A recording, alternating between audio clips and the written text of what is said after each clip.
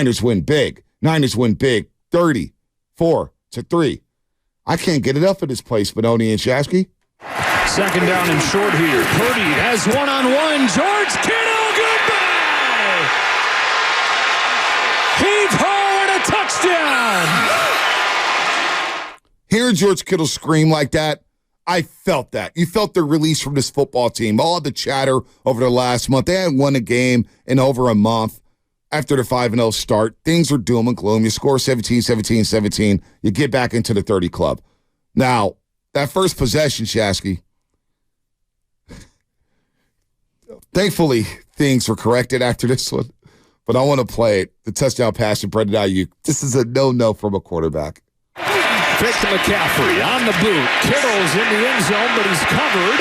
Purdy keeps it alive and floats it in there. Touchdown! Threw it up for grabs, and it somehow found Brandon Ayuk for the score. Joe Davis on a call from Fox Sports. What'd you make of that play? We'll get to Shanahan's reaction in a second here, Shasky, but I want to get your thoughts on that first touchdown play because I was like, no.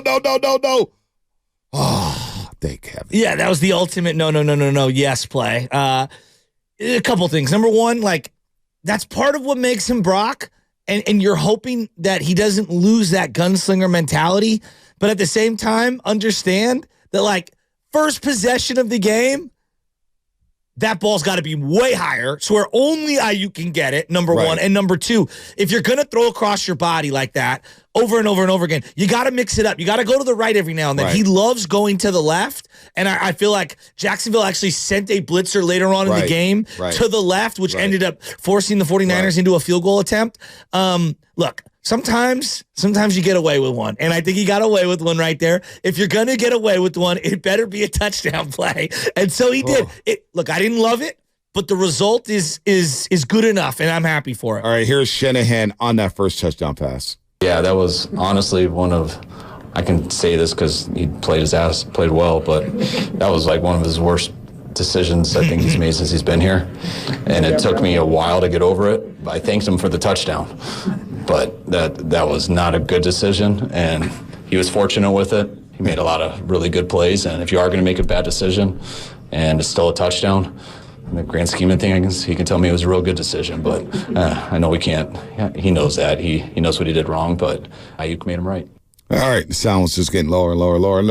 What's going on here, man? No, they faded that. We love our people who cut this the audio over the weekend. It's a very thankless job. Just so I know, who was it? I don't know. No. This is No. And shout out all the producers coming in on a Sunday. We're not going to do that. Shout them out. I want to give them a little love. No, you don't. It was like Darth Vader was force choking Kyle Shanahan. Here's Shanahan on Brock Purdy's touchdown to Kittle.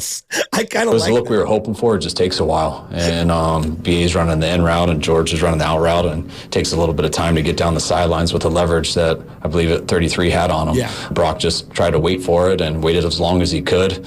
I was so pumped he got it off, but he had to throw it with some anticipation and didn't know if George was going to be able to get to it because he had to bow around a little rub of man coverage. But beautiful touch on the ball. George has the skill set to explode through it, and that was a huge second play of the half for us. Huge second play, and that was the game. That really was the game. I get it. I'm with kind of red eye. It should have been 41-3. Should have been 53. But well, you know what? We're not going to. I'm not one to nitpick because I understand this one. I understand this one about football and just about sports. When you have a losing streak and you're trying to figure out a way to win again, there's going to be some hairy moments, and you're trying to get over that hump. You're trying to get over that hump to just get a victory by any means necessary. Just get a dub.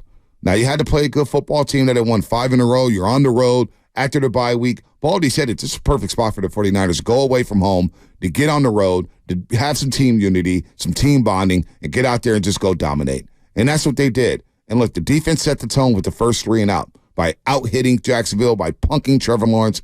And then you have to give Brock Purdy credit. Now, I know during the bye weekend, people could dismiss this. They could deny it. Whatever. I really don't give a damn.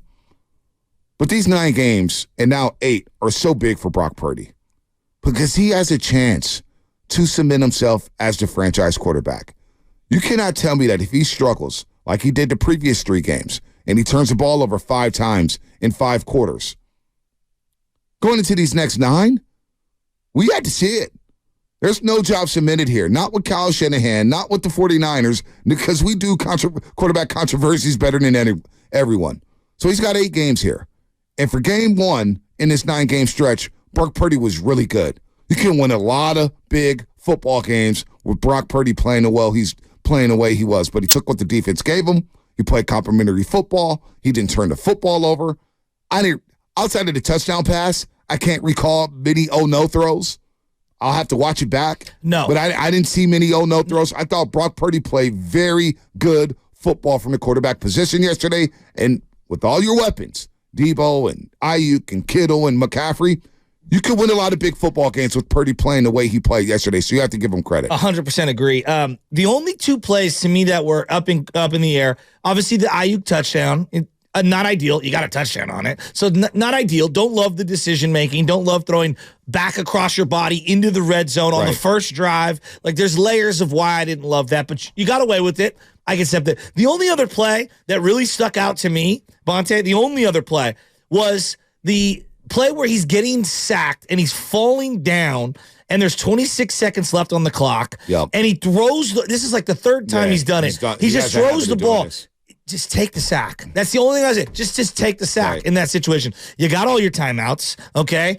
Take the sack. Don't worry about it. You can't have the intentional grounding. And then on top of that, like the way that these reviews are going, you don't even know if they're going to call fumble on some of these. Like we slow down everything. I have no idea whether his arm's going forward or what. So it's like my only other issue. But like other than that, the guy played a flawless game. No, he was solid. Flawless. Very good. Very good. And to good. me, the pocket presence was excellent. He allowed his playmakers to make plays. He made his playmakers made plays. And he ripped some really beautiful, intermediate, accurate throws downfield to Brandon Ayuk that were just absolutely gorgeous. And Ayuk had a really, really, really nice game. There was a 3rd down throw to Ayuk, which was excellent. Excellent. Now, here's Purdy on the noise. He doesn't care about the noise because he's harder on himself more so than anybody out there in the world. When you lose games in the NFL, it's like, there's a standard, especially with this organization. We all demand a lot out of ourselves. And so I was more, feeling the pressure just within myself. Like, man, I need to play better because of, how I've played in the past, And so that's where I was at with it. But, I came into this game with a clear mindset of, man, I got dudes around me, got a great defense, be smart with the ball and make plays, sort of play free in terms of cutting it loose, but also playing within the scheme and being smart with the ball. So that's where I was at, and got to keep playing like that moving forward. And George Kittle said, hey, we knew Brock would bounce back. I just go back to this. Brock started like 40-plus games in college. He had highest of highs. He's had the lowest of lows. Like, he's dealt with mistakes. He's had bad games in college. And so his confidence is still there. And that's all I wanted him to, continue doing. He knows how to, bounce back. And I don't think Brock, played poorly the last couple of games. Yeah, sure, there's a throw to he probably wants back. But if you look at the tape, he's still playing at a high level those 3 weeks that we lost. And just this time we were able to not turn the ball over and not have penalties. And so we're able to be out there and you can see the type of quarterback that Brock is. So Brock Purdy, 19 of 26, 296 yards, was sacked twice, 3 touchdown passes, including that nail in the coffin throw to George Kittle, 66-yard touchdown pass. If you're getting a quarterback rating, he had a quarterback rating of 148.9. He has the highest QBR in the NFL right now. Yeah. So I'm not a big QBR guy, but he's playing some good football. Yeah. I know. I don't even – do you know what QBR stands for? I think that – so like yesterday is a great example. It was 4 of 7 for Trevor Lawrence for 40 yards or something. Right. And they were like, his quarterback rating is, I don't care. He's 4 of 7. I know. Like, what are we doing? He's 7 passes in. And that's not dismissing Brock Purdy. Look, Brock Purdy's playing some damn good football. Exactly. Played some damn good football yesterday. He's going to throw for 30 touchdowns. Right. He's going to throw for close to 4,000, maybe more yards. And you're going to look up and he's going to have a 3-to-1 touchdown to interception ratio. At least like that.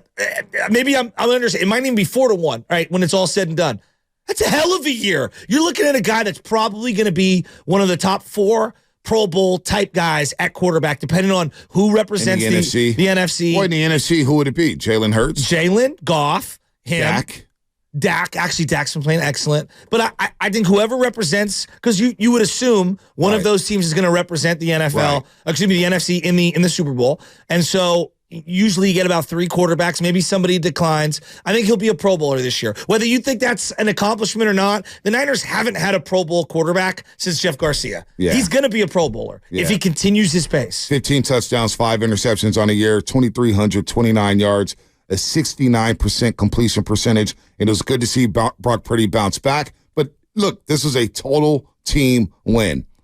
Defensive line set the tone. Absolutely. Fred Warner set the tone. Offense takes the ball. They score on that first possession. Ayuk makes some plays. Debo makes some plays. McCaffrey's doing what he's doing, running for 16 times for 95 yards. And that's the other thing.